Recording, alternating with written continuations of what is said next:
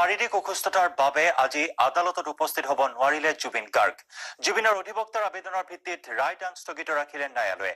এজন বিশিষ্ট অধিবক্তাৰ পুত্ৰক আক্ৰমণৰ গোচৰৰ আজি চূড়ান্ত ৰায়দানৰ কথা আছিল যদিও জুবিনৰ অসুস্থতাৰ বাবে স্থগিত ৰখা হয় ৰায়।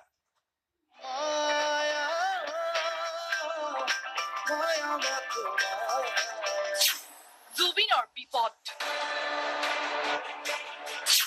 অধিবক্তাৰ পুত্ৰক প্ৰহাৰ কৰা গোচৰৰ ৰায়দান স্থগিত।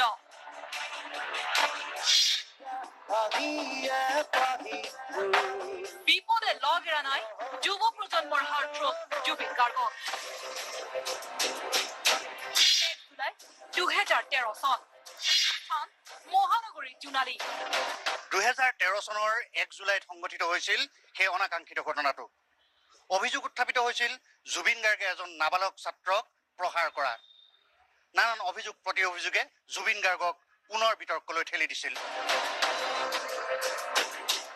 গুৱাহাটী উচ্চ ন্যায়ালয়ৰ বিশিষ্ট অধিবক্তা এজনে গীতানগৰ আৰক্ষী থানাত দাখিল কৰা অভিযোগ মতে তেওঁৰ নাবালক পুত্ৰই এজন পিয়নৰ লগত জোনালী অঞ্চলৰ এখন ধুবাৰ দোকানলৈ গৈছিল। সেই সময়তে জুবিন উপস্থিত হৈছিল জোনালীত। অধিবক্তাগৰাকীয়ে গীতানগৰ আৰক্ষী থানাত দিয়া এজাহাৰ মতে তেওঁৰ নাবালক পুত্ৰ জুবিন গাৰ্গৰ ফেন আছিল। গতিকে জুবিন গাৰ্গক দেখা মাত্ৰই উদ্বাউল হৈ পৰা নাবালক পুত্ৰই হেণ্ডশ্বেক কৰিবলৈ আগবাঢ়ি যাওঁতে জুবিন গাৰ্গে তেওঁক প্ৰহাৰ কৰে। আনকি জুবিন গাৰ্গে তেওঁৰ পিএছক অধিবক্তাৰ নাবালক পুত্ৰক প্ৰহাৰ কৰিবলৈ উদগনি দিয়ে। এই ঘটনাই পুনৰ জুবিন গাৰ্গক বিতৰ্কৰ মাজলৈ ঠেলি দিয়ে। কিন্তু জুবিন গাৰ্গে দিয়া ভাষ্য আছিল নাবালকজনে চিগাৰেট খাই হেণ্ডশ্বেক কৰিবলৈ অহাৰ বাবেহে প্ৰহাৰ কৰিছিল জুবিনে। যোৱা 4 বছৰ ধৰি গুৱাহাটীৰ কামৰূপ মুখ্য ন্যায়াধীশৰ আদালতত এই গোচৰটোৰ কেইবাটাও শুনানি হোৱাৰ পিছত মঙলবাৰে ৰায়দানৰ দিন ধাৰ্য কৰা হৈছিল। কিন্তু জুবিন গাৰ্গ অসুস্থ হৈ পৰাৰ বাবে ৰায়দানৰ দিন স্থগিত ৰাখে আদালতে।